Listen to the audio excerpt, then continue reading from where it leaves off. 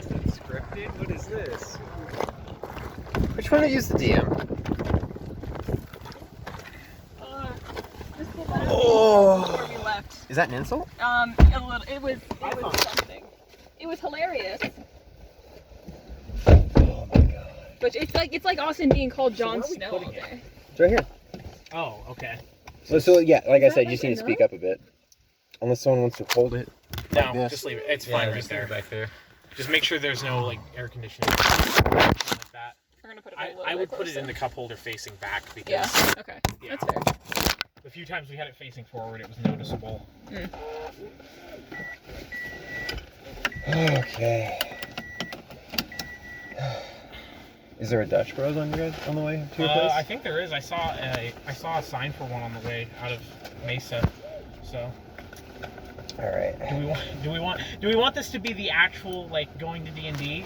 Like Why this not? might be It's an a- actual. it's That's a what I mean. 40-minute If drive we stop back for anyway. coffee, then it wouldn't be a going to D&D. Oh my god, you're right. I mean, it would be a going to D&D because literally every episode except like the first 3 we've been going to get coffee, but Way to ruin secret's the out. immersion.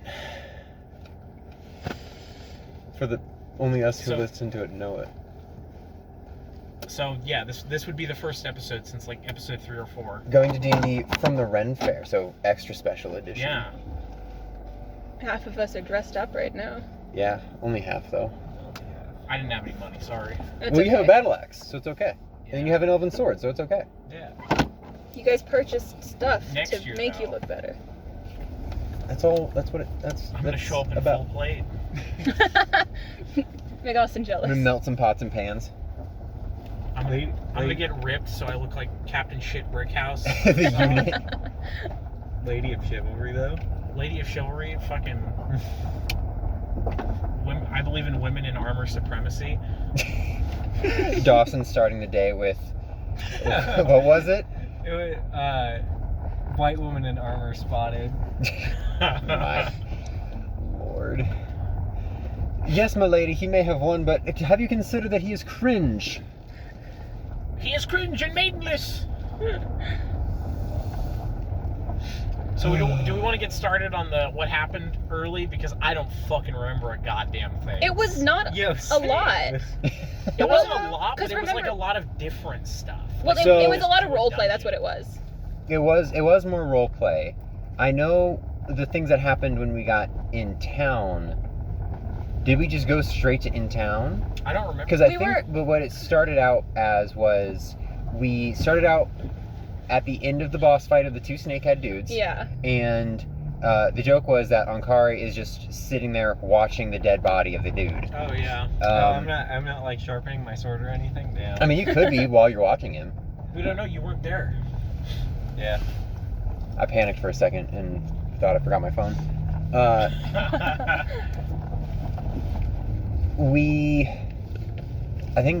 So then we need to get to the Spire elevator teleporter thingamabob, but there was that giant like bronze snake thing that was in the way, and so Mael just shot some arrows at it.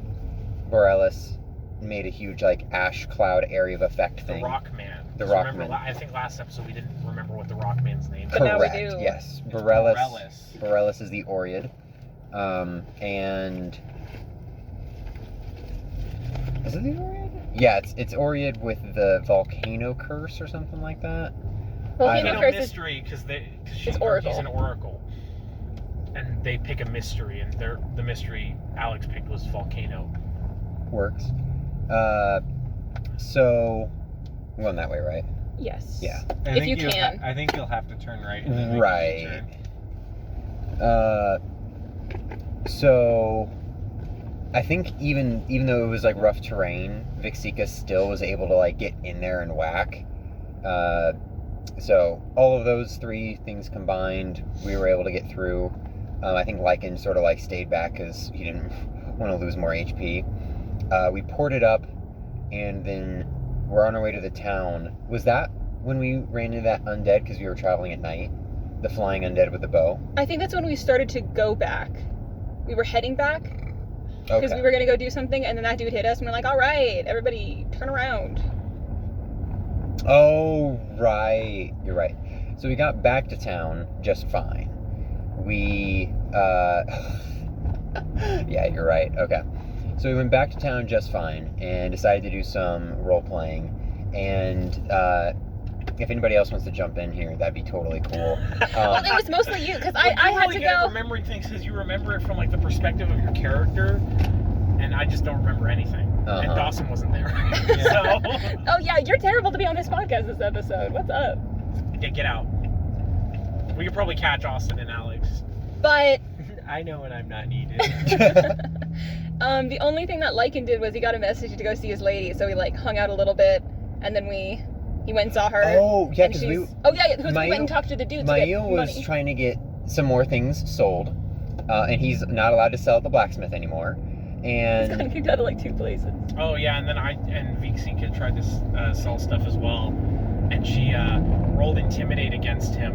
yeah, I rolled really high, but he was still like, yeah, I'll give it to you, but don't come back, yeah. sort of thing. So And so now it's down to just Ricky who can sell things because no one wants to deal with Lycan because they think he's a narc.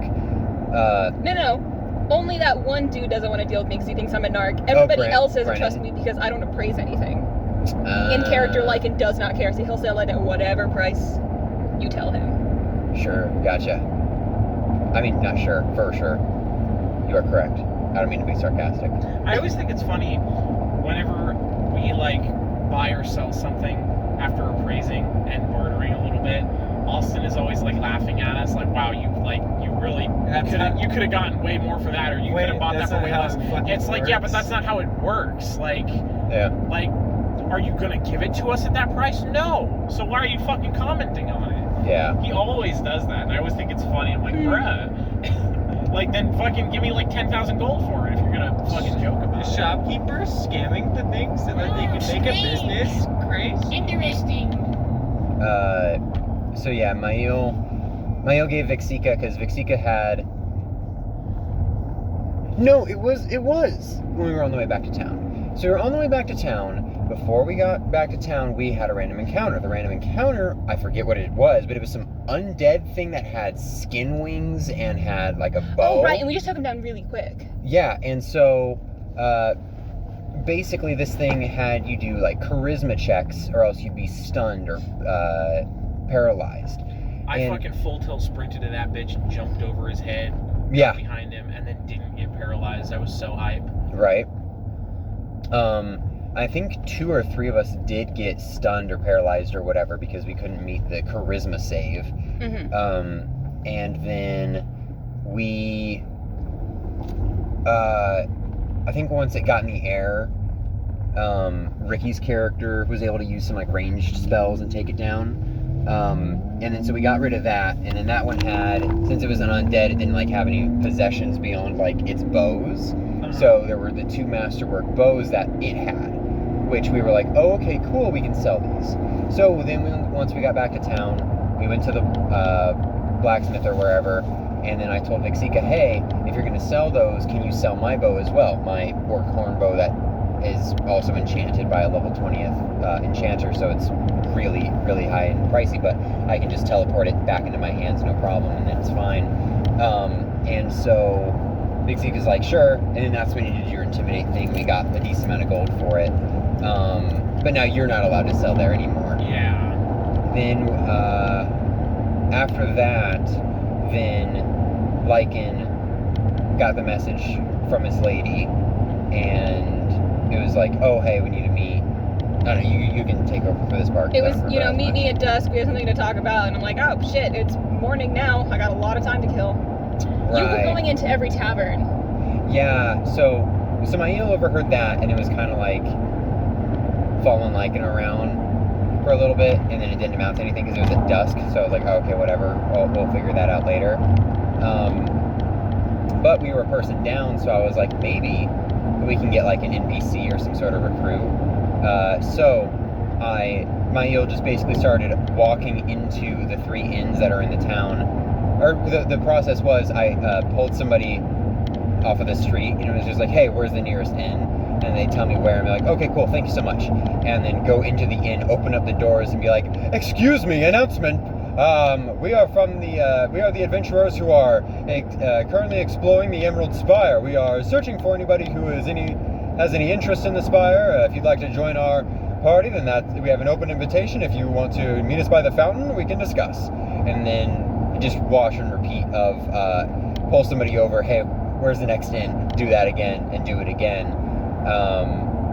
And then at that point, there was there was a person who looked like Ankari in a group. We didn't even interact with him, though. You interacted with some, like, human fighter. It was a half-elf fighter. Mm. There was an evil-looking Ankari with that. All right, I gotta interject here, because this is a classic Austin maneuver. Not waiting to fucking do shit. Like, no, he's like trying to make this like other group of adventurers that aren't necessarily like the evil versions of us, but he wants us to have like rivals. And of course, he wasn't a fighter, he was an anti-paladin, remember? No.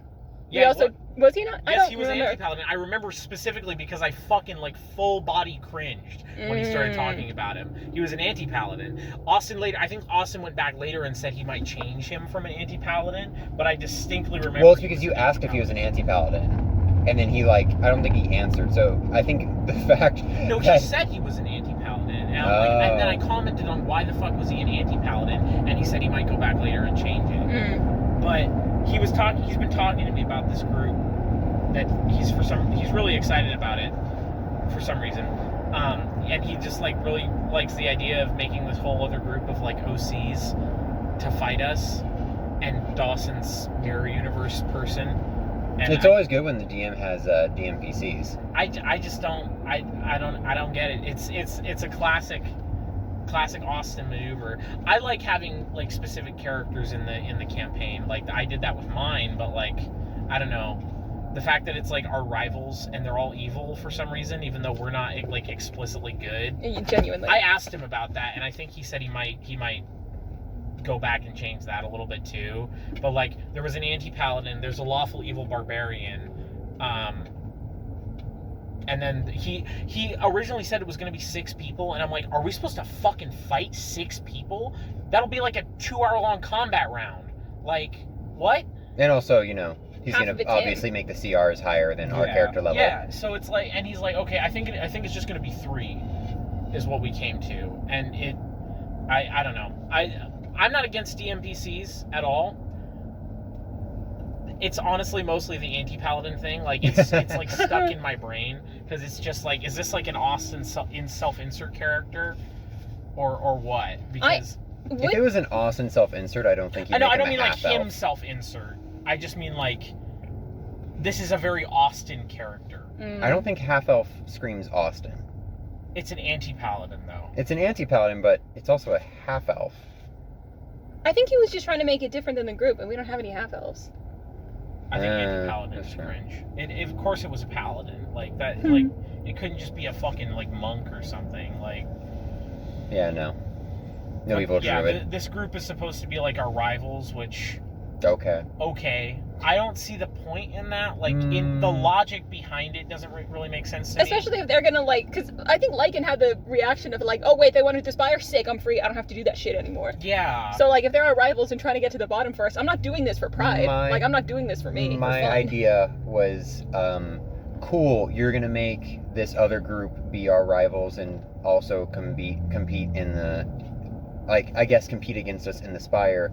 That's all fine and dandy. Does it mean that they're actually going to fucking help us clear it out? No. Are we going to I talked to him about basically always be there and like we're always pressing against enemies, and this group is like, oh, we're so much better than you and we're leveling up, and we're still ahead of you guys, but we're actually not fucking doing anything? That doesn't make any sense. From what I understand, they're going to be like Pokemon Mystery Dungeon level villains where they don't actually do anything. They just kind of show up after we've done everything and try to take credit for it and shit like that. Which, that's fine. That's fine. But if he's going to pull some shit where they're... I think it would be more interesting if they actually like had to help us in certain situations. Like, we all get stuck together. But my whole deal is I know he's going to want these people to be a higher level than us in order to make it a challenging fight. It makes no goddamn sense if they are basically just a bunch of fucking lazy posers. Oh my gosh.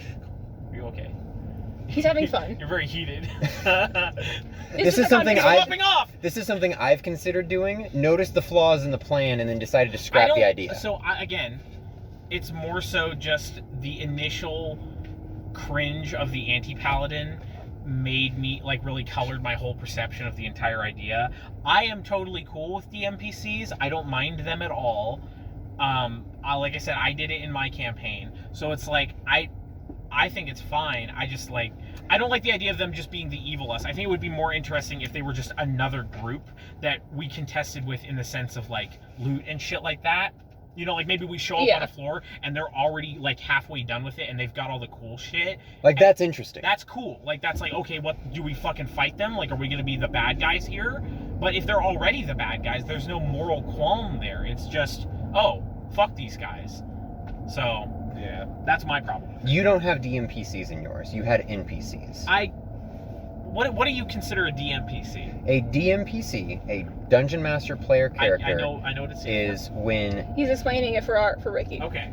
Is Ricky, as if he needs you explanation. Definitely also know what it means. Is specifically when a DM gets like attached to a character because that is their player character for the campaign. They are basically inserting themselves as a player in the campaign. Whereas an NPC, you just kind of like, oh yeah, here's their like stat page and whatever, they're going to do XYZ, but functionally they are to launch the party forward in whatever the party's doing.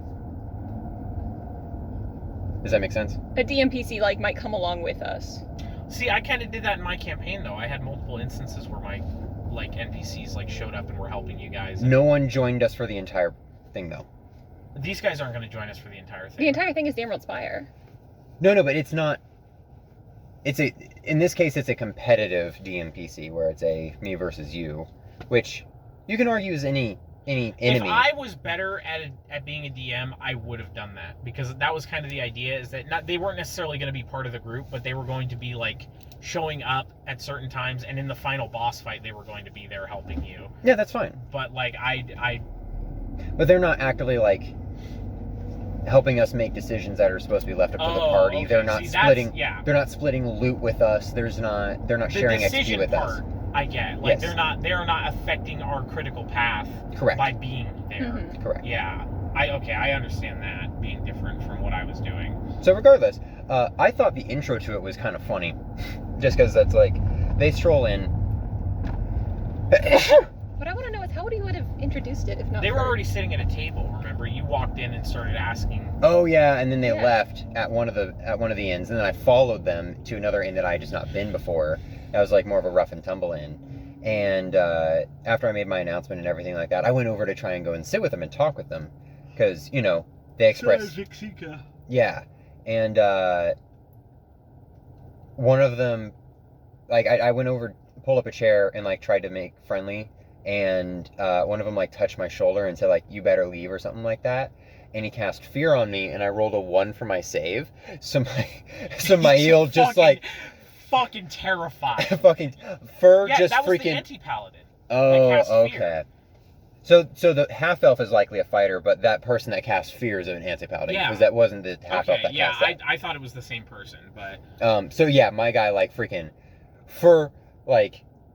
On his spine, all raised, all fours, sprinted out of there. I like the idea, if they show up again, that you're still scared of them. Like, not like to the point where you wouldn't fight them, but just like, oh shit, it's them. Like, well, that's what I asked Austin. I was like, wait, am I scared of them, or am I just like, was I just panicked? And he's like, no, you're just panicked. That's like, not what fear does, though. That's not, the spell should be called panic, if that's what it does. You're scared. Well, as in, like, you're scared in the moment, but you don't know why.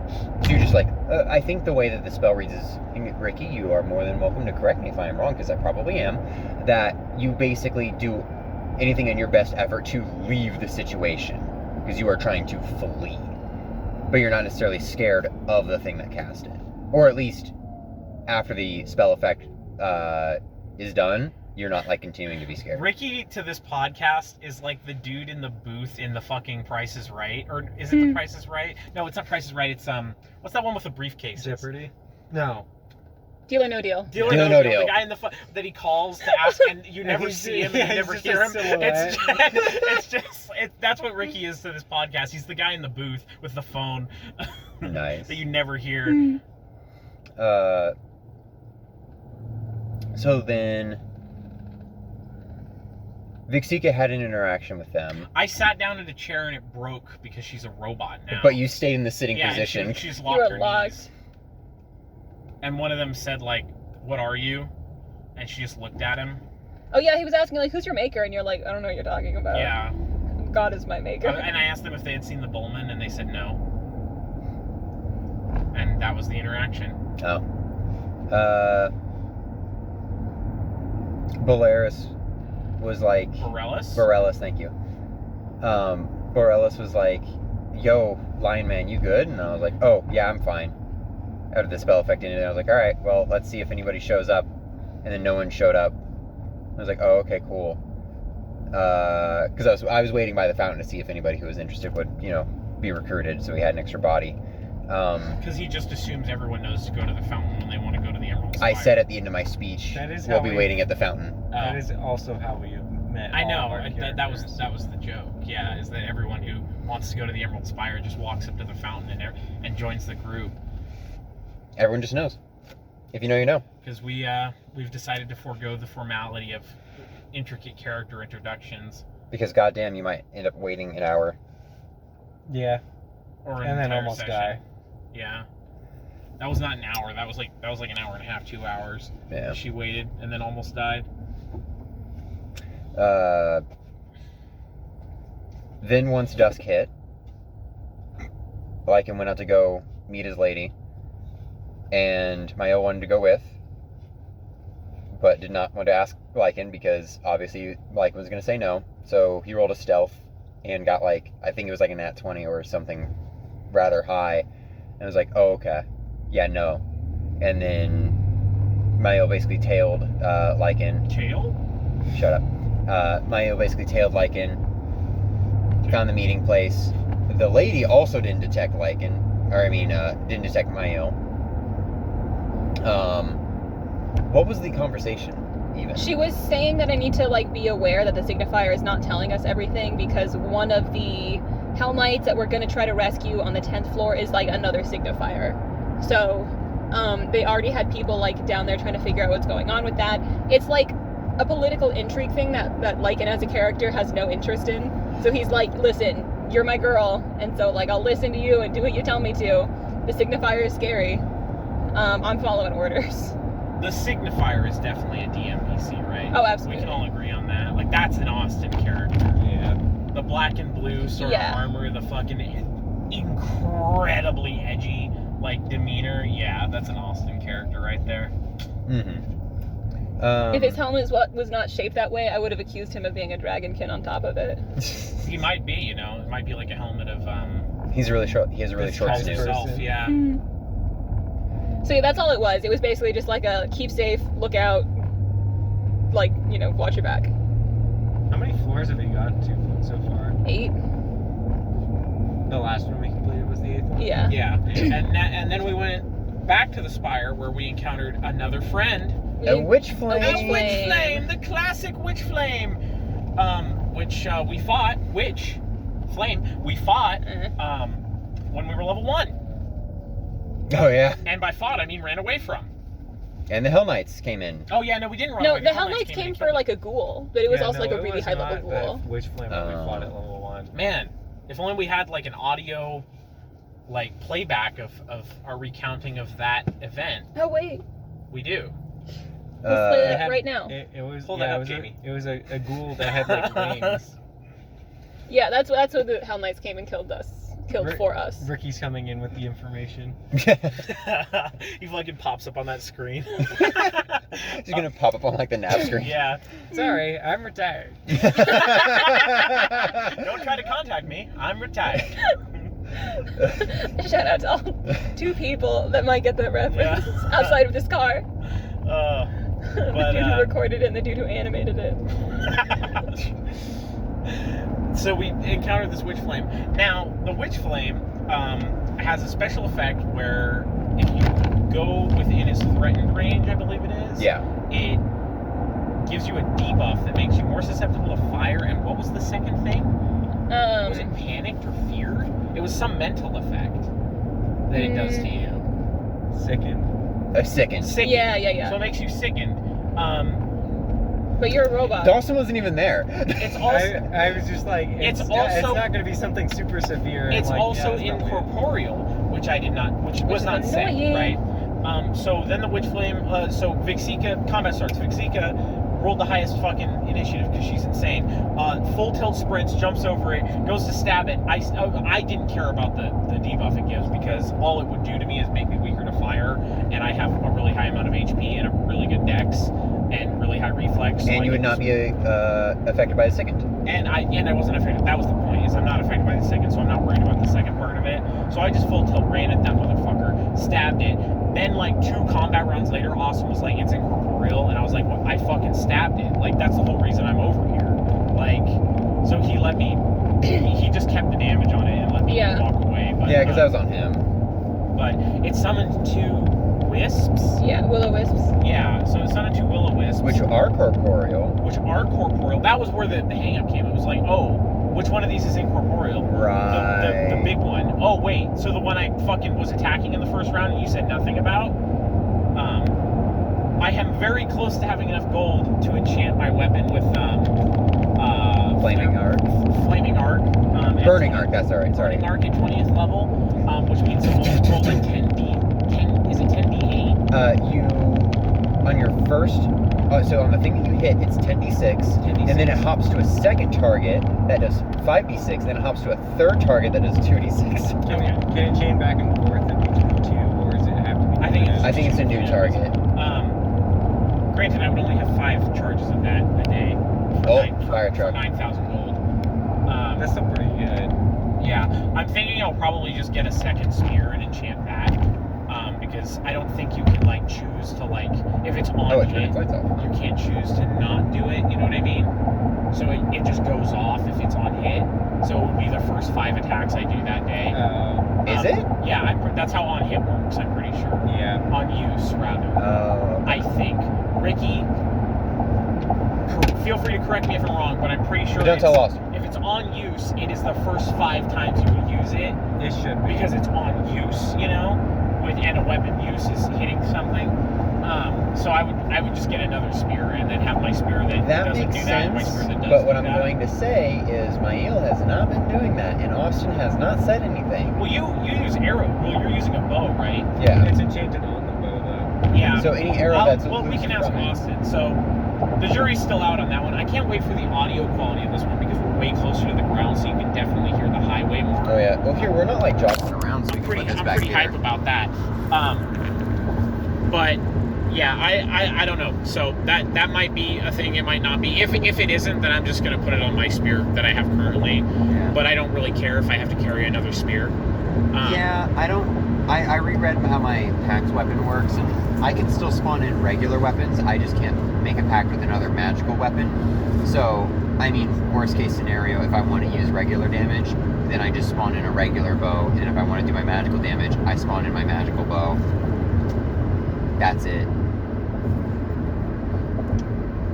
But yeah, and the Will of the Wisp. Did anybody get like really hurt or anything? I took a ton. I remember you were yeah. very hesitant to go in. Well, I didn't want, because I thought, and maybe this was just something else, that it's one of those things where like if you touched the witch flame, it would like burn you, and that burn would not go away until The witch flame. the witch flame was dead. Yeah. So I was hesitant to touch it because I knew I can only do physical damage, so I wouldn't be able to do it anyway. And 2, because I remember Austin telling us that like pretty early on, even though this one didn't seem to have that effect or whatever. No, he touched it. I guess, yeah. Yeah, and because I was 10 feet away. Yeah, so it was one of those things where like I just range of it. I didn't want to deal with it, period. But it shot something at me, and then I missed like a constitution check or something like that. So I got the sickened and susceptible to fire damage, and it just kept targeting me. So from that one encounter that lasted like maybe 5-6 rounds, I was already like below it, like half health. Mm-hmm. So I was like, fuck it, I'm going back to town. understandable. I just remember. Oh no, we kept going to the tower and then we just slept in front of the tower. Yeah. Yeah. Because you guys were like, we're not going back to town for that. I'm like, all right, fine. Mael got scared after like and got burned for like whatever damage and was like, cool. Oh, is that when you went and hid behind the tree? Yeah, I'm like, my bow has a range of 120 feet. I'm gonna go over there. I remember, yeah, after I couldn't hit the big one anymore and the other two were already almost dead, I just like ran over to where you were and was like, hey, what's going on? Yeah. But then we got to the tower and we had a little nap and Lycan felt better, and then we woke up and decided that a person short, which we might have to make that decision again tonight. Like, a person short, we really don't want to go down to the next level. I think we should go to the next level. Yeah, I figured. I don't want to Well, delay no, the 'cause campaign anymore. We're still in the middle of a different level. I know. We can finish that Yeah. up pretty fast, though. We decided to go XP grind, like, a little bit and go to the water level that we haven't cleared out yet. Austin was, like, really upset that we did that, too. I don't know if you guys caught You guys that. did the water level? We went back to We do went it. back to it. We didn't finish We did, it. like, surprise him a little Was bit, he to be upset fair. or just bored? No, he was upset. So he kind of talked to me a little bit about it. He after you guys suggested left. it. Yeah, he suggested it, but he wasn't like upset. He was just frustrated because he can see all the numbers and he's like, this is like so not worth your time. And I'm like, okay, why didn't you say anything? And he's like, well, I'm gonna let you guys do it if you want to. I'm like, okay. Can we take Then 20 we're on gonna this do- level? And that's what I asked him. Like, then just let us take 20. He's like, well, no. Like, what if somebody rolls a nat 1 in a really bad spot and dies? I'm like, okay, then you don't get to complain. Like, I don't know what you want from me. yeah. We want the gold, so we have to go talk to that dude. Oh, that was another thing. In town, We did side quests. there was on the quest board outside of the Hell Knight Castle, there was basically a request for information on the tower. So we met this dude, and he was basically wanting us to detail all the levels for him, things that we fought, what was like their beliefs or whatever, what's going on in the tower basically, and we would get XP and gold rewarded to us for each level that we completed, and yeah, just a free XP kind of deal. We hit level 8 last time, right? Yeah. Sick. We got a lot of freaking XP. Yeah, I remember Yeah. he accidentally misread the XP after we killed that witch flame, or at the end of the session, and he was like, it was like 31,000, which would have been enough to completely level up again. And I was like, yo, let's go. And he's like, wait, I No, didn't you split said, it. are you sure about that? That's a lot of XP. Yeah, and then he was like, oh wait, you're right, I didn't split it, and I was so upset.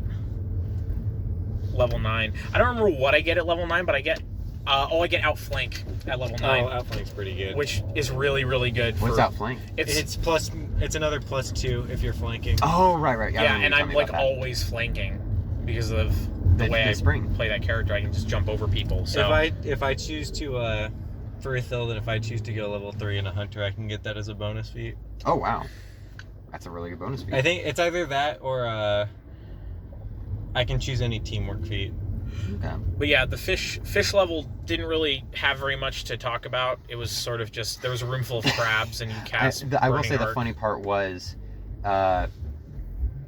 Ricky's character, Olkar, and Mael basically both went up to the Undyne that was there in the magical crabs. Oh yeah. And Ricky's character was like trying to ask questions and everything, and Mael like literally had like his burning arc like charged up and like ready to go, because Mael was like, all right, let's freaking clear this out, and he's like, no, I want to ask questions, I want to learn. And I was like, all right. Did you have the fire one? I thought you had chalk and grasp. No, my just actual spell, not the bow. Oh.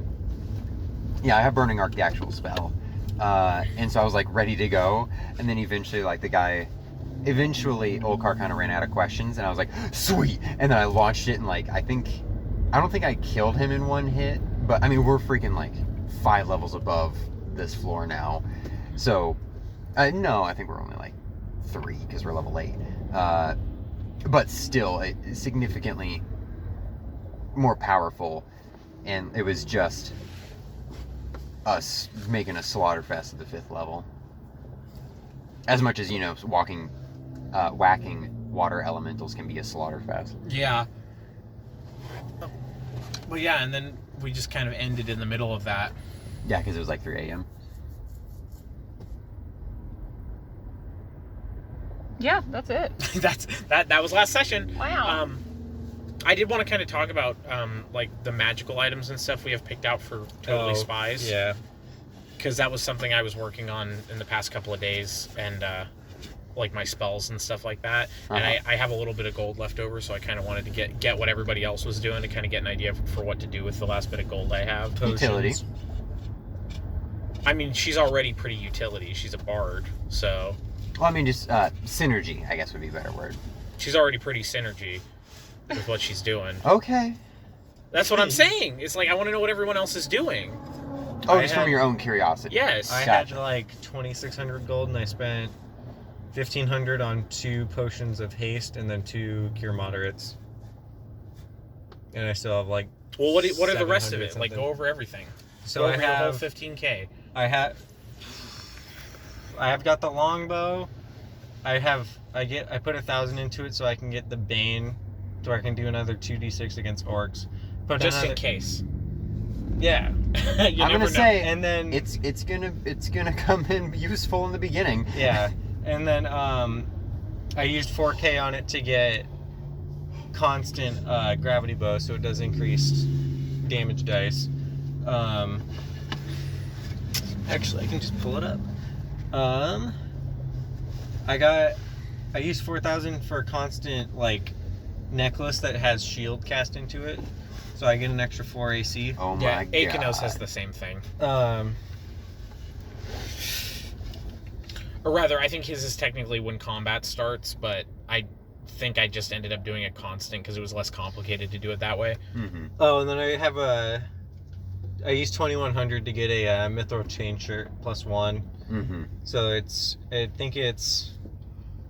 can check. I think it's like a +6. It's with no a armor plus. penalty.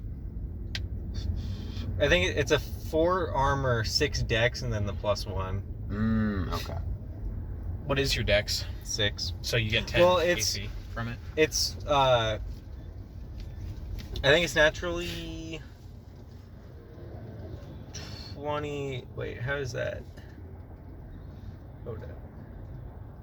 Base 10 plus dex Well, plus no, AC. I have it to where. Oh, that didn't change. Fuck.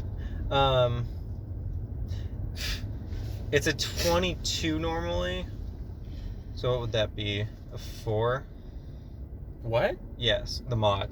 Oh, So I think that's a 4 normally, and then I have a preset to where it like the 22 tiger. the mod would be 6.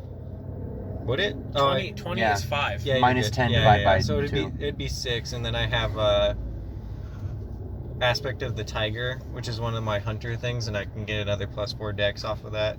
My god. Yeah. You gotta get Cat's Grace to get even another +4, although they might not That's stack. That's Yeah. not gonna do anything though, because it'd just be doing more damage, and I guess increase. It's not going to do anything, it just does more damage. It also wouldn't stack with your other thing, I would bet, depending on the bonus it gives. Because I think Cat's Grace is a competency bonus, and I would imagine your other thing is also probably a competency bonus. It doesn't say. It's just a because I just use it as a swift action. It doesn't say it's a competency bonus. It probably says what kind of bonus it is somewhere. Because if it doesn't, I guess it wouldn't be any kind of dex. It would just be dex. Is that all of it? And you had what, 3,000 left over? And buy then potions. 1,500 for haste potions, and then another 600 for moderate wounds. What about you, Kaylee? I got a ring of like invisibility on command. How many charges? A bunch. Like I don't think it can end, but it's a 3-minute limit, so I can only be invisible for 3 minutes or until I attack. It's command word.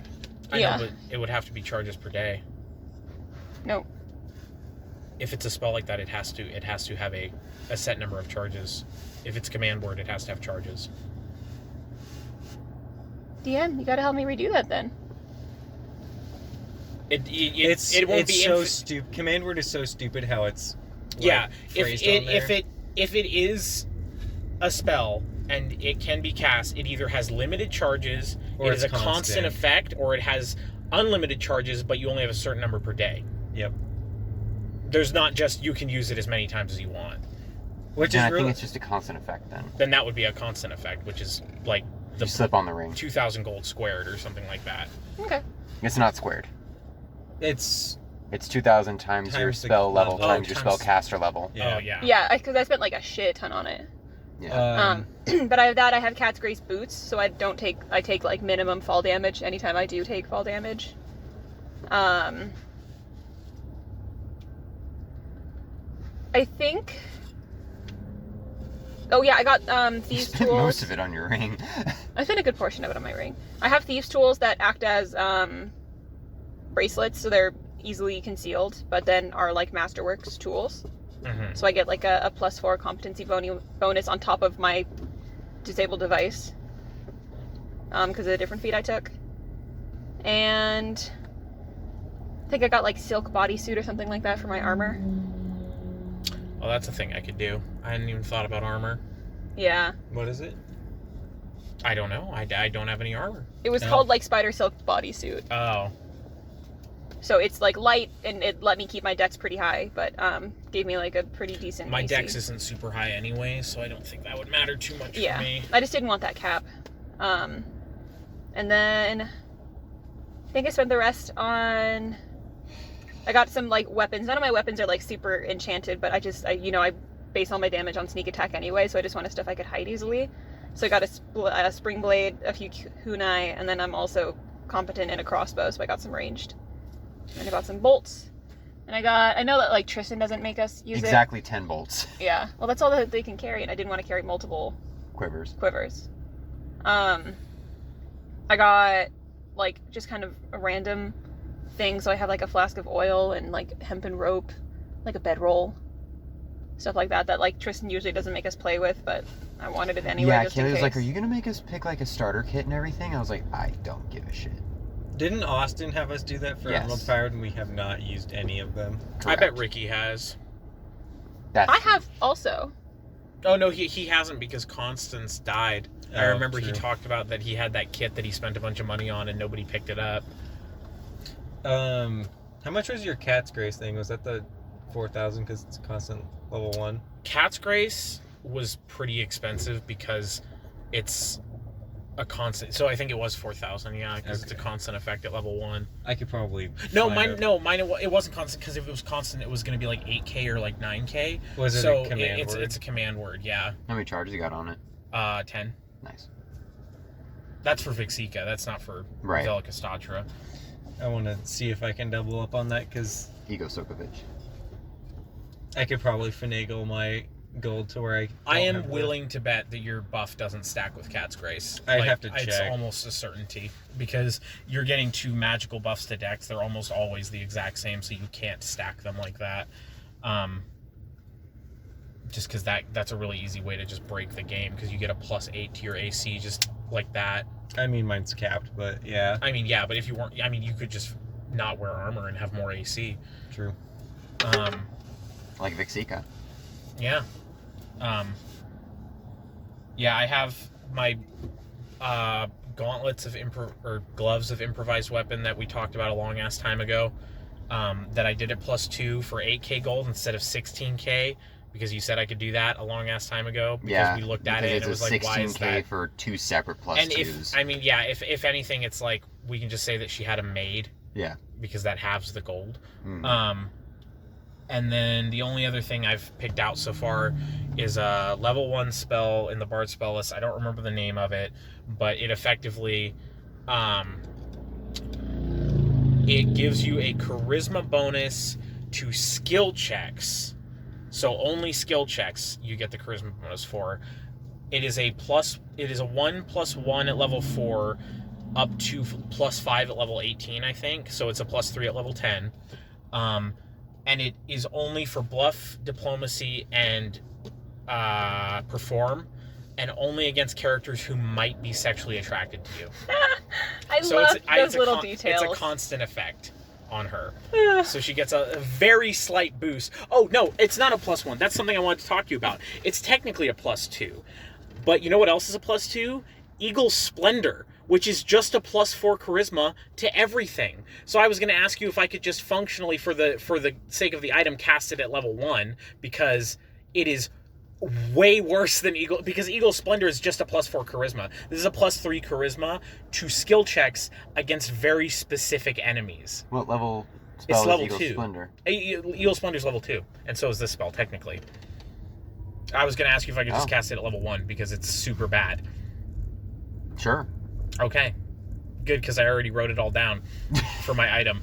Because I assumed you were gonna say yes, because it's like, why? I don't know why. I remember I like read it and I thought it was level 1, and I like started making the Because item. it seems like a level 1. And then I went back and checked it just to make sure, and it was a level 2, and I was like, hold on. And I went and checked Eagle Splendor, also level 2, which is just better in every single way, because for that I could use it for like my bardic performances and stuff like that. Right. As a +4 to the damage and stuff like that. But because this is +3 to perform checks, that is just to make sure my bardic performance goes off. It doesn't add any damage. And then the diplomacy and bluff are obviously not going to hurt anybody. So it's effectively just for like roleplay stuff. Do you want to talk about your other spell, your hip sway thing? Oh, that wasn't an item. That's just a spell I have. I know. Do you want to talk about that spell? I mean, yeah. So it was another spell like that. It was, I don't remember what that one is. Duelist's Feint, I want to say. Yeah. And the way it works is kind of silly. I mean, it makes sense. The more I read it, the more I was like, okay, I get why it's written like this. I don't like that it's written like that, but I understand. It's effectively, you wink, you blow a kiss, their eyes pop out of their head, their tongue rolls out of their mouth, the fuck, awooga, they're distracted by you. And the purpose of the spell is it gives you a +4 on CMDs of Dirty Trick, Disarm, and Steal. Mm-hmm. So it's kind of like, you're kind of seducing them and you take something from them. I get that premise. What I wanted it for was I do that so somebody else can take something from them. Right. So, and that's what I thought it was at first. Like when I sent it to you, Kaylee, that's what I thought Yeah, you thought that I'd be able to use it. I thought that me using it would help you. Yeah. And then I went back and read it because I read what you said that you wish she had it. I'm like, why does she wish she had it? And then I went back and read it and was like, oh, it's because it only works for the person casting it, which doesn't help me at all because I don't do any of those things. Dirty Trick, was it you who looked it up last night? I had Dawson look it up last night. Like it's DM bullshit. It's role play combat maneuvers. It's like pantsing someone, pocket sand, spitting in their face. It's like fun stuff like that. It's just like it's all the combat maneuvers that shouldn't really have their own thing. So they're just all lumped into Dirty Tricks. So we need to be doing some Dirty Tricks. But we just got glitter. So we pretty much made it so I get to pick one other person that spell affects, so that Kaylee and I can both do that. Not that I'm going to be doing it. It also gives them a -4 to their dex-based AC for that turn. So until the end of my next turn. It makes them flat-footed, right? It's -4 to their dex. Oh yeah, no, they're denied their dex-based AC. Yeah. So it makes them flat-footed. So it's it's until the end of my next turn. So if I don't attack the next turn, it goes away. Or I would have to recast the spell as well. Yeah. But if I don't attack, then nothing happens. If Kaylee attacks, then obviously something can happen. Yeah. And I can do it so like if Dawson wants to get a bonus on disarm, he can. So it's basically you just gotta wink at whatever orc. Yeah, Yeah. like you're just doing your own I gotta thing. wink at them and then point at Dawson, or wink at them and then point at Kasha. And then I look at you with disgust. Well, no, I think it'd be more of like you do your thing and they're so enamored with you that they don't even notice that they're being disarmed. I know, but I'm saying, like, do we want... I was insinuating that it should just be one other person, because that way it wouldn't be really overpowered, because otherwise they would be denied their dex bonus to everyone if we want it to be, like, everyone else. I mean in the sense of, like, remember how you were saying that you can effectively make somebody invisible when you're playing music to distract somebody? I would picture it like that, where you're targeting someone to not be noticed. And that's what I mean. Yeah. If we're that's what I'm saying is I wink at the scary orc man, and then I point at Dawson like they're the person that gets the bonus. Oh, I see what you mean now. Gotcha. Yeah. That's not necessarily how it has to go. That's my that'd be idea. a good cue from Velikastatra to signal to the other players, hey, or the other characters, hey. And she's going to be stealthing plenty, but I wanted her to be like the distraction as well. Like she can make herself invisible in like 15 different ways, but I wanted her to be like this. She pops up somewhere, is like, "Hey boys," and they all look at her, and then you walk up behind them and she disappears again, sort of like that. And then Monkey Monk's just beating the shit out of them the whole time with her hand fists. Yeah, with her feet fists. Her feet hand fists. Feet hand fists. Gross. I don't know if I get a third for full round. I don't know if I get a third attack at level 11. What leveling you do? Oh shit. So well, hold on. If Hunter is a full Bab class, It yes, is. then yes, you should. um Because it's Bab of 11, Bab of 6, Bab of 1. yeah. And so if level 11 full round action, if I have haste, that is 3 attacks at full Bab, and then the extra, like the normal 2 that you get after that. Nice. And then any crit I get, I can make a disarm and throw it at someone. Nice. I have 5,000 gold left after all that, so I guess I'll do armor. Yeah. You can get some enchanted armor. I could. I don't know if I want to do enchanted or if I want to just do like A flat plus. a plus. I can't. I'm definitely going to want to know what you guys pick for everything, just so I know what awards would actually be useful for you guys. Because I don't want, for like base example, I don't want everyone to have like very cool magic swords and then me give in a magic sword as a reward and everyone just be like, oh, well, this is actually useless. But I think as a caveat around that, what I'm going to do is have a place where you guys can sell magical items so that you can get gold, and then also pay somebody to create new magical items. I also might just do a ring of Duelist Feint just to give me more spell slots for it, because I'm technically not a full bard, and bards already aren't full casters, so they're not full level casters. They only cast to level 6. I'm pretty sure. Really? Yeah. I only cast to level 6 as well, but I have even less spell slots per day. Gotcha. Because I'm also a rogue. I think bards might. In fact, I'm gonna look this up right now just so Ricky doesn't fucking lambast me for it. I'm pretty sure, because I remember when I was talking about Time Ward, and I thought they were partial. They were full casters, but they're partial casters. But yeah, she gets very few spell slots. Like, she can cast 4 level 3 spells a day, and 2 level 4s, but she only gets 1 level 4. The level 4 I picked for her I really like. It's effectively the same thing as my other one, where they become enamored with me, but it literally makes them. Is it enamor, or there's a mental charm, not charmed. No, there's a mental state. Fascinated. They become fascinated with me, and it's up to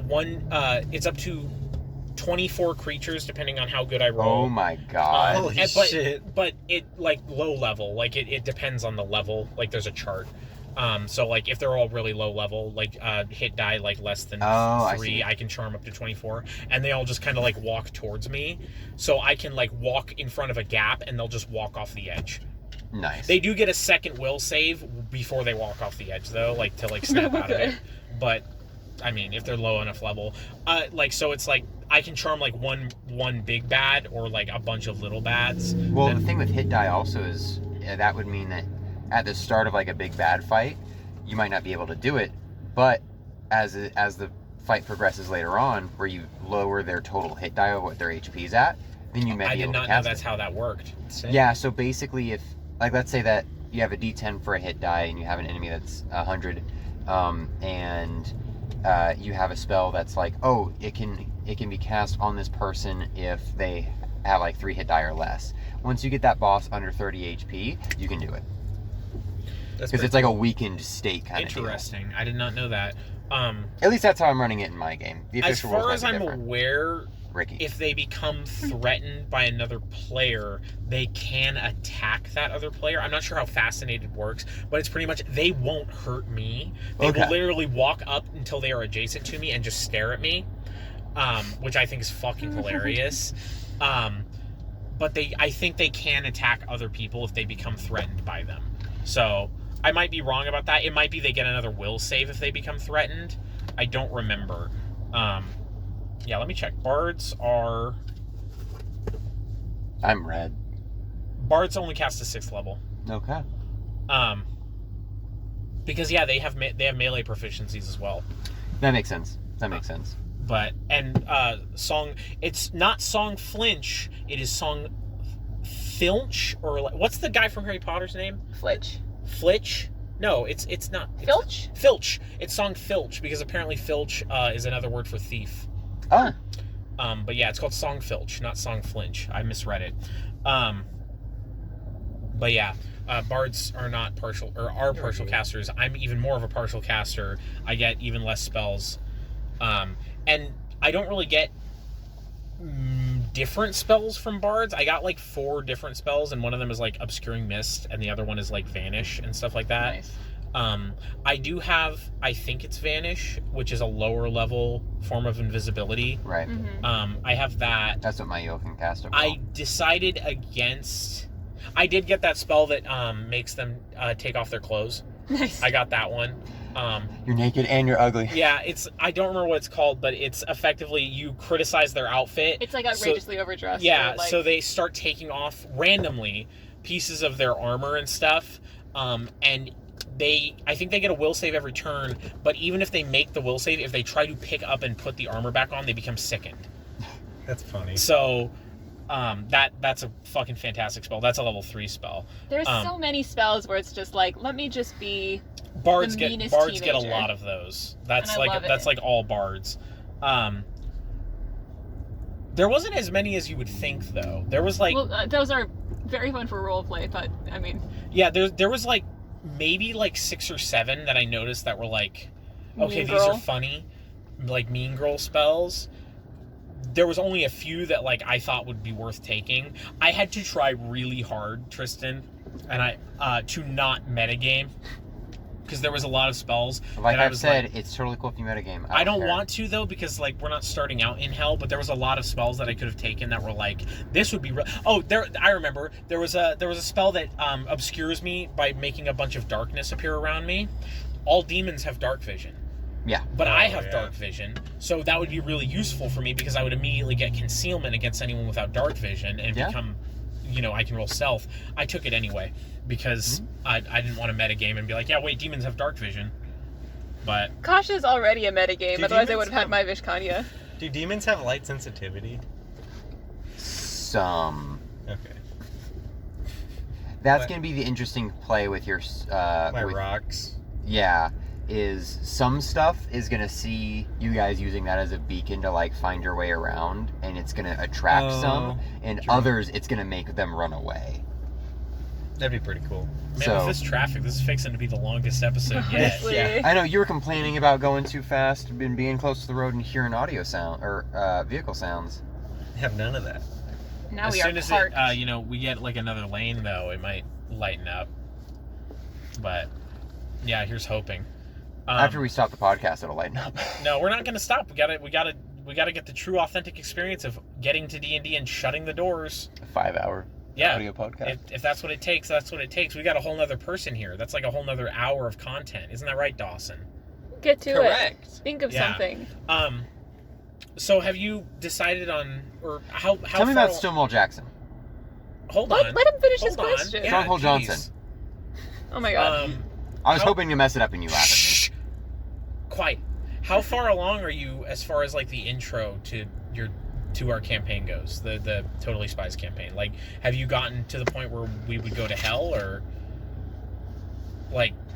Like fully produced and ready to go? No, I don't mean Or do you fully. just mean I written? mean sort of. Like, do you have like the general idea of what we're going to be doing and like how long it's going to be that we're like? I've gotten the outline for your intro session, your session that will lead you guys to getting into the Abyss, and then what you guys need to do in the Abyss, and then I need to write what you guys are going to be doing in Abaddon, what you guys are going to be doing in Hell, and how you guys get out. Abaddon and hell are separate for you. Yes. Yes. Okay. They're I'm separated unaware by of anything that's Hell is lawful evil. They're like Abaddon is alignment. Well, I evil. just when we first talked about it way back when, you hadn't decided if you wanted to just combine all of them into hell. You know what I mean? With like different layers instead of having them be separate. Functionally, that's how it's organized. Is there are layers of the same It's the realm? same realm. Okay, Yes. that's what I want. That's what I meant. Pathfinder-wise, they are different realms. This is going to be they're different layers of the same realm. But I'm just keeping the names as far as categorization goes. I did want to. This is a Kaylee question. I did want to ask because we had our little stories about our characters. In yours, you mentioned that they go to another city at the end. Uh-huh. I assumed that we grew up in this city that the campaign starts in. Like, this is where we all, like, grew up. Yeah, that's totally fine. Okay. It's just, like, I was looking at, like, catfolk history, and that's, like, a big part of their culture. Is like, hey, you're old enough, you can go adventure. You gotta go as far away as you can. But, I mean, it is very funny to me that she got as far as where her friends hang out, and she's like, I'm just gonna stay here. Like 3 blocks away. Yeah, exactly. She still sees her parents, like, all the time. Yeah. And they're just One kind of of these like, days. like, oh my god. I'm like, my own person now. Mm-hmm. Yeah. I'm an adult. I still have the mental image that they, like, live in, like, a burned out building. That's totally fine. Or maybe, like, not a burned out building. Maybe they have, like, an actual, like, apartment. Like your Elder Scrolls campaign where we all just sort of slept in that dilapidated building. Yeah. But it's, like, really run down. Because It's a bad part of town. I imagine Volcastatra, like, she has, like, all of the violins she's broken over people's heads, like, on a wall, and they all have names. Like, this is Gertrude. This is... Yeah, well, because I had it in her backstory that Kasha, like, just started running away from home for funsies pretty regularly, even before, like, her adventure thing took place, where she's like, all right, now do it on purpose. So, it could definitely be that, like, she would run away for, like, months at a time and hang out with her, you know, girlfriends, and then, go back home and have, like, a meal. I mean, like, you could have grown up in a not terrible part of the city, and then we hang out in the terrible part of the city. Yeah, that could work, too.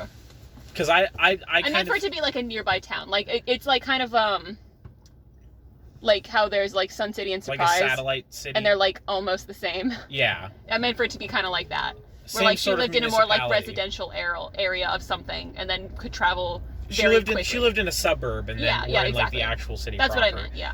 I kind of imagine they all live in Ethereum's like dilapidated apartment, and because he's never there, and so they just kind of use that as their base. hangout and pad. he comes back like every 3 weeks, and it's just like, what the fuck?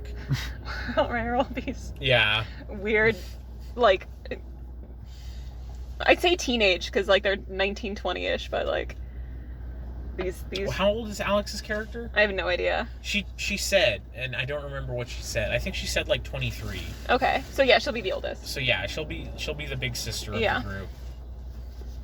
Or all these random chicks just hanging out at And my her place. name is Kiki. Kiki. 'Cause You she's a got monk. Kiki, Kasha, and Vela. Yeah. I kind of felt like strange, like, oh, my name doesn't fit with the K theme, but I'm locked in on that name, You so are. Well, you have Vela Ko. yeah. You got a K in there. You go so Kovich.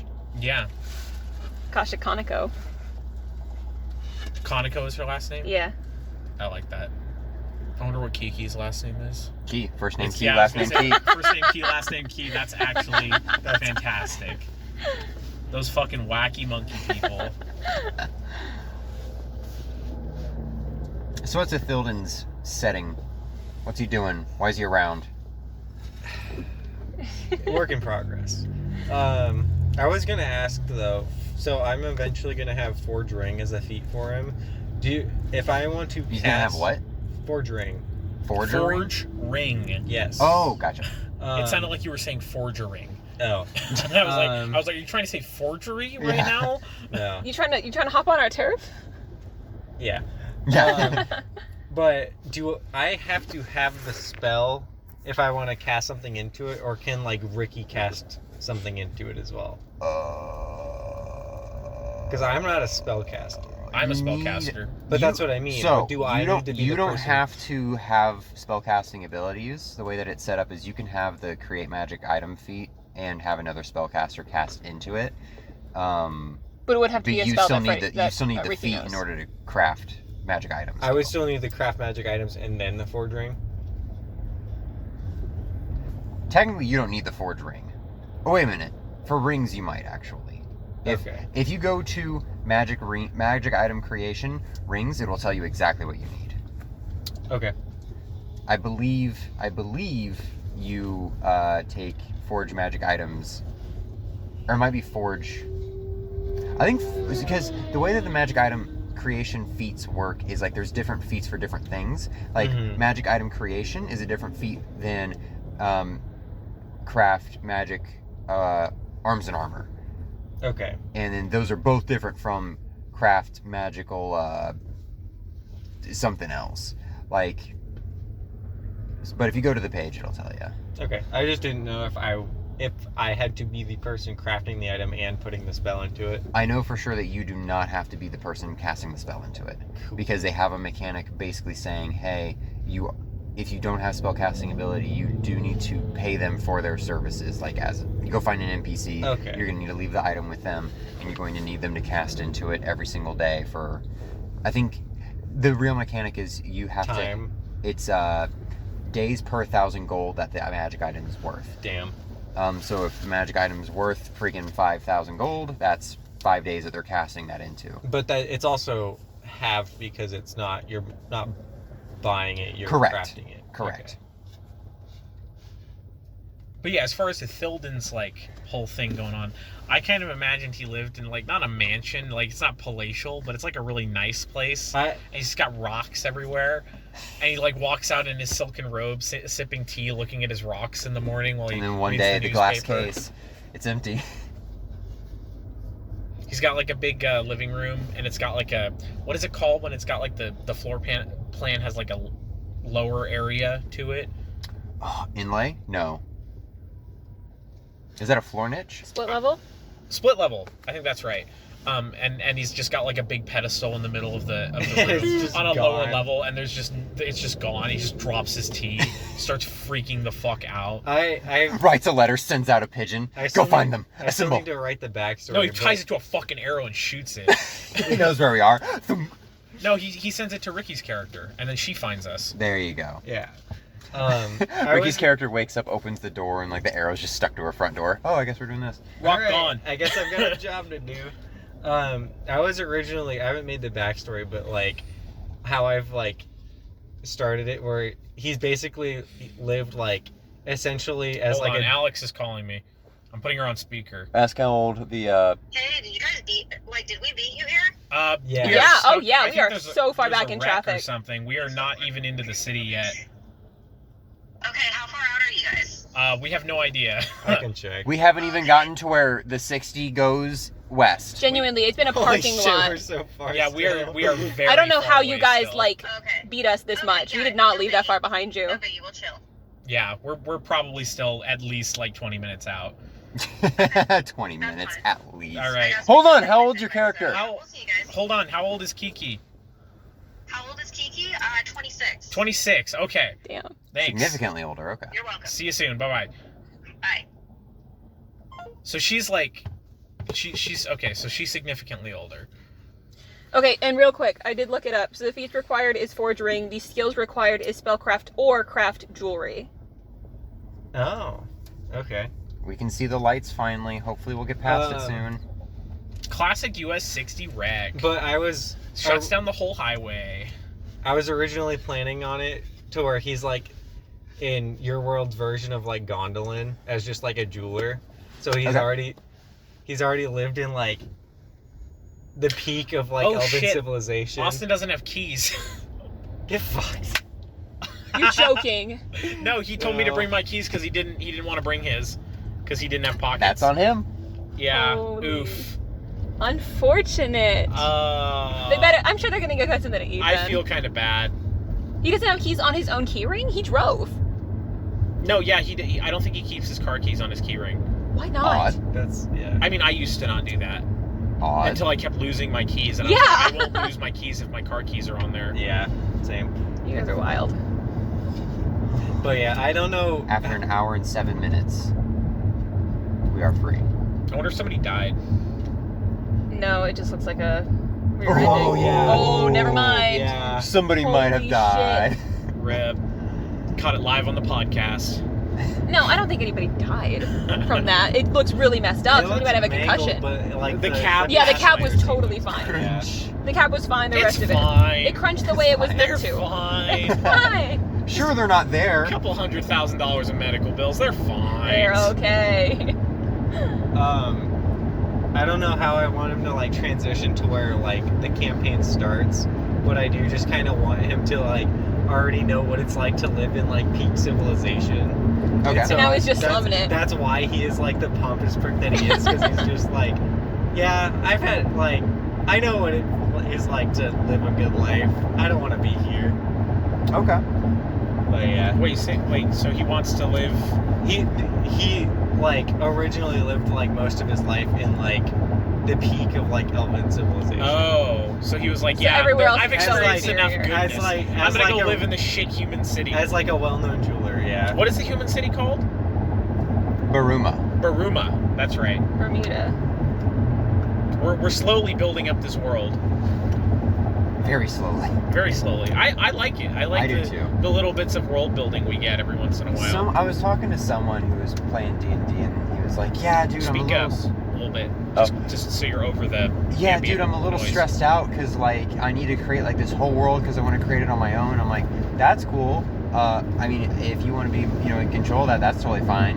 What me and my friends end up doing is just someone has a backstory of like, "Hey, I want this to be their kind of town that they came from, and this is the theme of this, and this was the history of that." And then I'm like, "Cool, that's part of the world now." And he's like, "Wow, that's actually Slowly adding in bit by bit. yeah." So like, how big would you say Baruma is? Is it like it's like a big city, right? Yeah, It's not like the biggest city, but it's No. it's a big city. Is it a port city? I kind of imagined it like Riften almost, like size-wise. So it's a port city.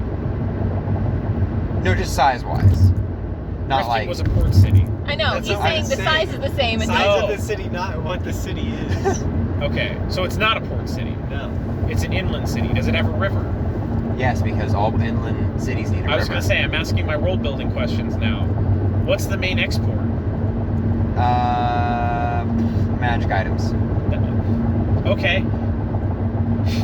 It's kind of strange. Should have a lot of spellcasters there. Yeah, is there like a mages college there? No, but they recruit a lot of people from the Magus College that is north of Gib, which is where Alistair's from.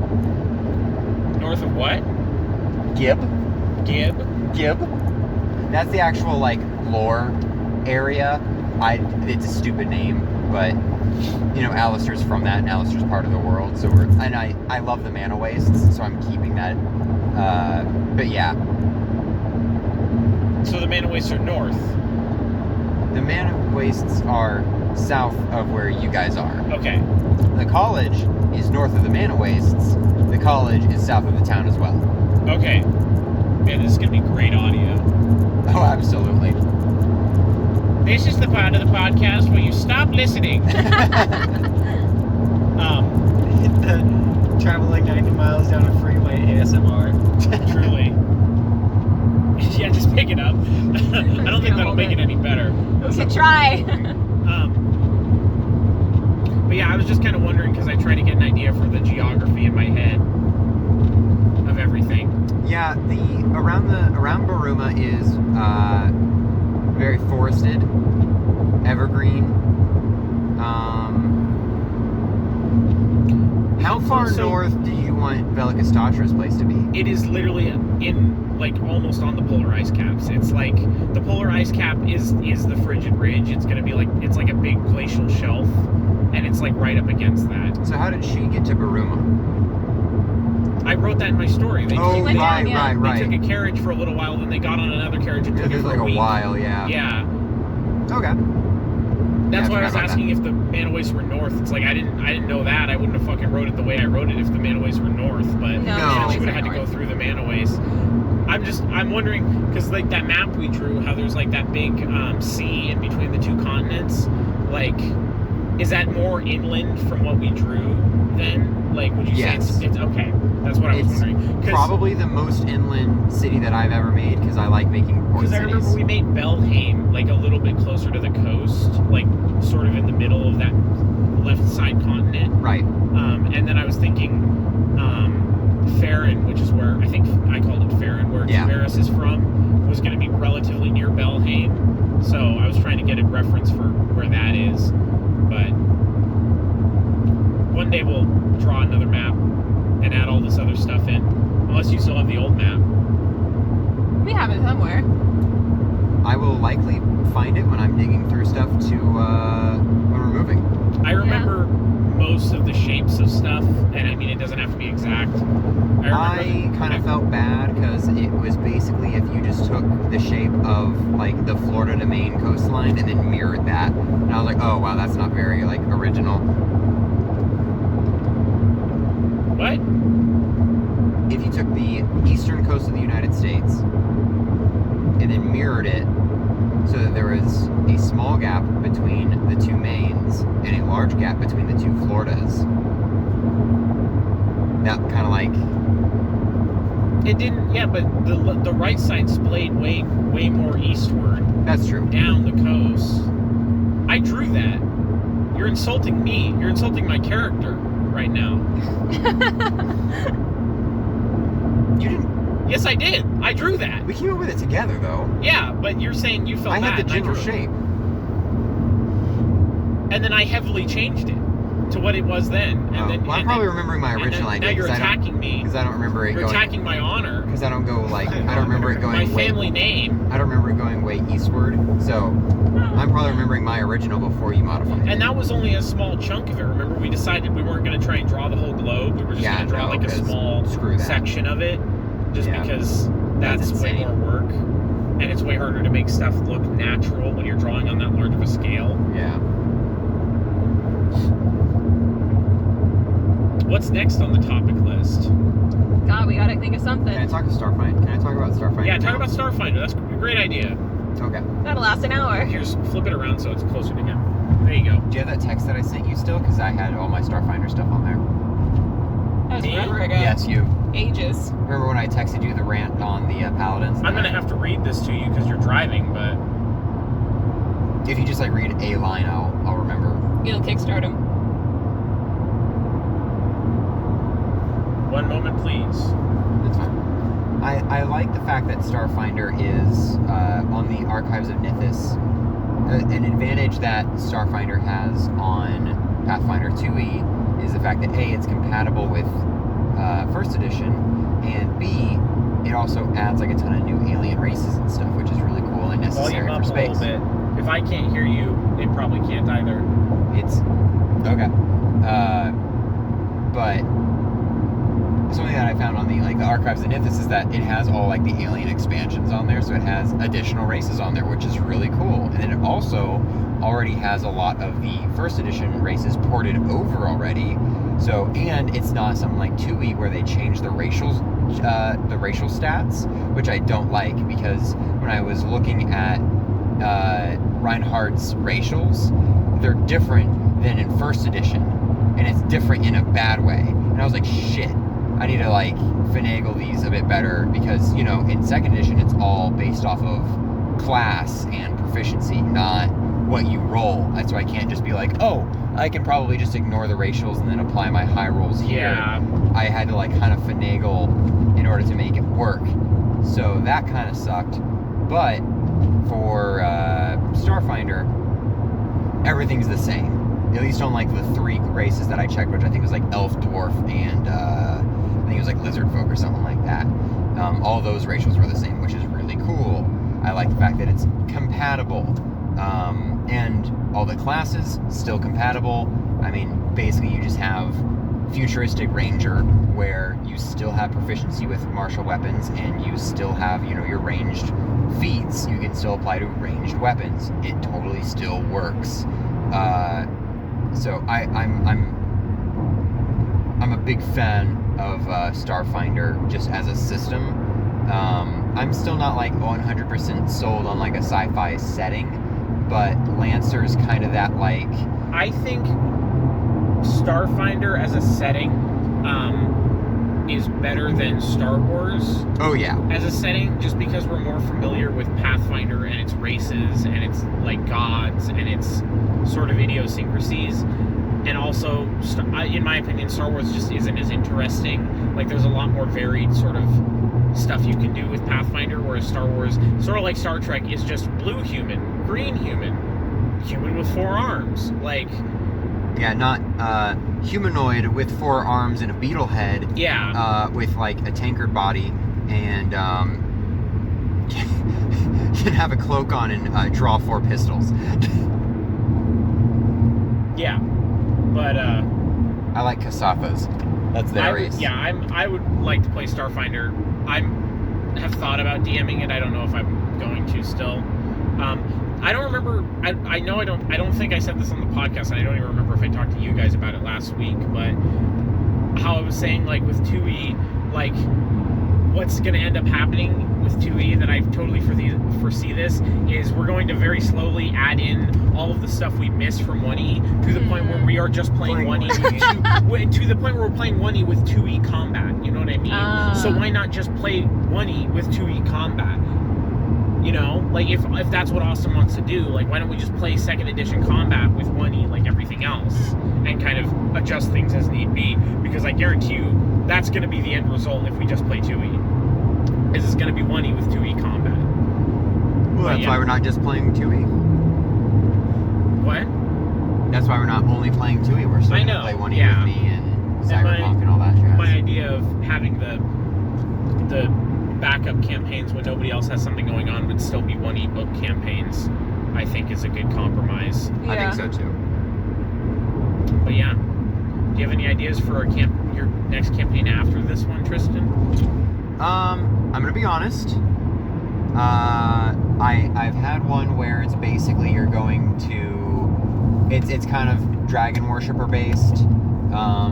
Things involving Tuberos's dragon priests in town are happening, and then there's like some things with giants that get involved, and like I've had that. Well, I'm going. Yeah, just go. It's yellow. I've had that storyline kind of in my back pocket for a while now, and I'm cool to start writing on that. I don't know what I want to do with Bird Rome and Stonewall Jackson. They don't have to be intrinsic to the to the story. I was kind of the thing is, Tuberos is intrinsic to the dragon thing. That's something. If you're going to do something like that, I would prefer that you at least talk to me a little bit about it while you're making it. Well, it's only because it doesn't have to be Tuberos the character. It's just the fact that the dragon priests are from Tuberos' town.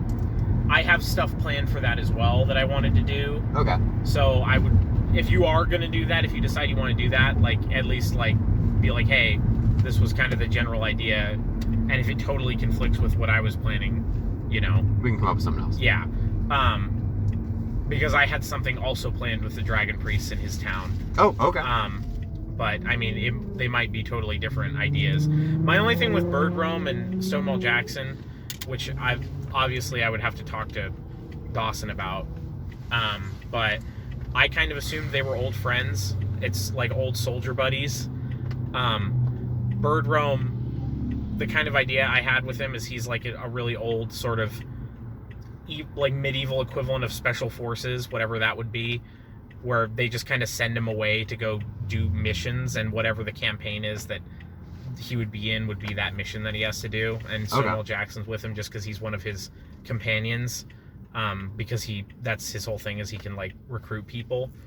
And I guess Stonewall Jackson would have been recruited a long ass time ago because he's an old beetle man, and Bird Rome will be an old bird man. So I think I might change it. I think I'm just going to make him like fucking himbo like Hercules. Or he's gonna have, he's already, I think it's either a -1 or a -2 charisma, and he has, I believe, minus int as well. I just want him to make him like just the dumb super strong character. That works because Bird Rome is going to be all charisma. That works because that's his whole thing is he recruits people. But yeah, as far as that campaign goes, if you want to do stuff with Tuberos' town and all that, that's totally fine. Just like I also like once that was established and we kind of decided to move away from that, I kind of took that as my own thing that I wanted to like write stuff about and maybe possibly do my own stuff with. Okay. So if you want to do that, like obviously it's your world.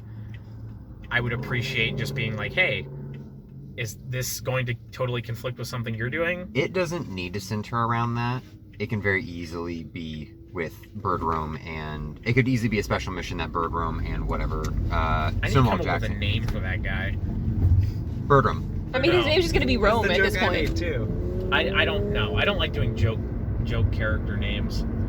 Well, we'll start with either an A or a V. Just call him Rome. Why would it need to be an Rome A? doesn't exist in this, so it's not like you're like referencing Yeah, but that's it a joke directly. character name. I guess Rome's also just a cool name. Get him Gladius. That's cringe.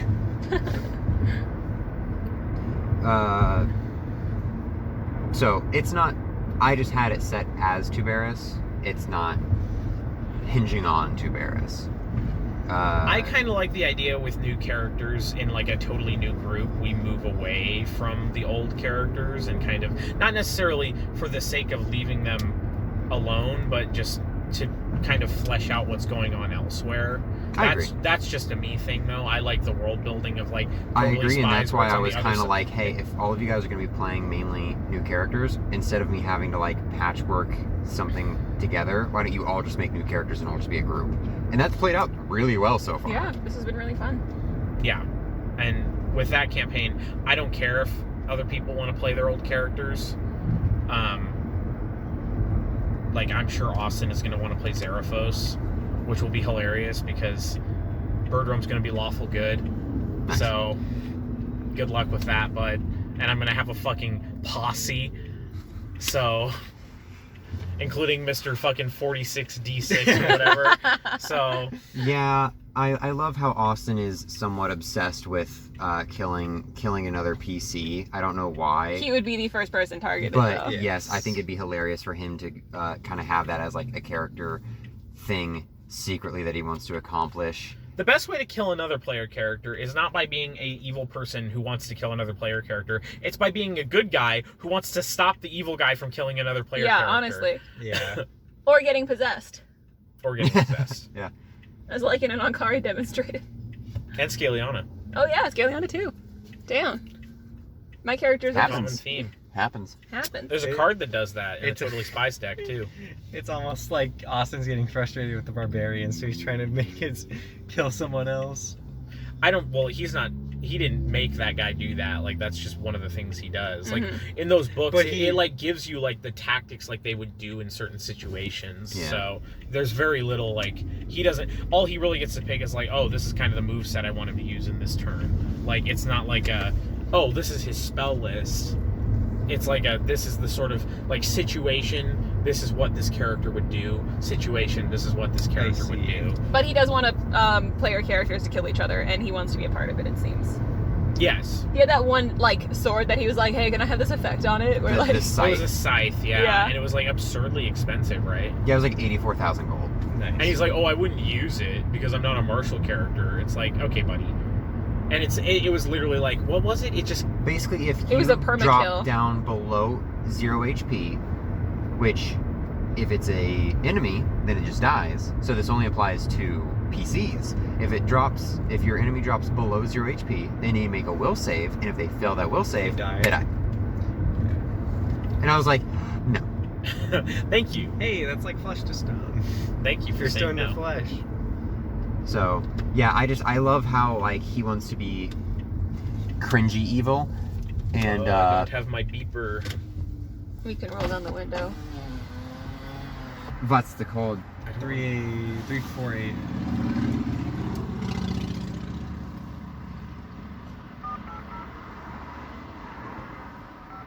Everyone's gonna break into your place now. They know the gate code.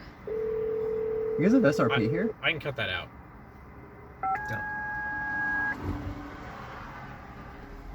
I should have brought my beeper. I didn't even think about it. Well, Austin doesn't have his keys, so you guys are even. I just find it hilarious that no Man, matter this- what team hold on, he this keeps. is like classic going to D&D content right here. Trying to find a parking spot. Yeah, the second half in of the podcast, apartment where you have Second to half of the complex. podcast. This is classic content. Can't wait for it to be another hour. Yeah. It's before 10 p.m. though, so Yeah, there should actually be spots. There should be some right over by the apartment, if memory serves. Fingers Mhm. crossed. Granted, my car is one of them, and so is Alex's. So, And so is who mine. knows? And so is Dawson's. So maybe there isn't. Damn. Yeah, I just find it hilarious that he was like, oh yeah, I think it could be like Zeraphos, Tuberis, and Scaliana. I'm just like, I Okay. was appalled that he thought that would be a dynamic that would work. Because he seems to have it in his head. First of all, Tuberis before the time jump was chaotic for sure, but he wasn't evil. No. He never once was like going out of his way to just kill innocent people unless they were tieflings and they were in a fake universe, right? And there was a paladin there who was saying they need to die because he's a religious man. He's like, oh, that guy worships the same sort of general alignment god as I do, and he's saying they need to die. Okay, like he's a devout man. He's scared. He fears God. Like he hears tieflings are evil. He's like, oh shit. Like I guess it's true. I run with one of those. And that was a fake universe, and he was told ahead of time that was a test. Yeah. So, but for the most part, it was like, is this right next to your car? Yes. Let's go. He's not a bad guy. And he doesn't roll with bad guys. Even Scaliana wasn't really bad. No. So she was like an opportunist. Avali was the worst, and it was like he didn't really know what was going on with her because she, would sneak away in the night, sneak away and kill a few children. But I just thought it was fucking hilarious that he was like, yeah, him like or what's his name, Zeraphos would be good. And I'm like, no, actually they wouldn't. And as soon as he found out like your plans, he would rip you in half. Especially now, because I'm planning on him being neutral good, and he's going to be much more, not necessarily religious, but like much more like morally aligned than he was before. So it's like he's absolutely going to be fucking against you. So that'll be fun. We're here. We're here. God, finally. Oh, what was the second bit? Tieflings are evil, and what else? I don't know. Dwarves are ugly. Dwarf ladies have beards.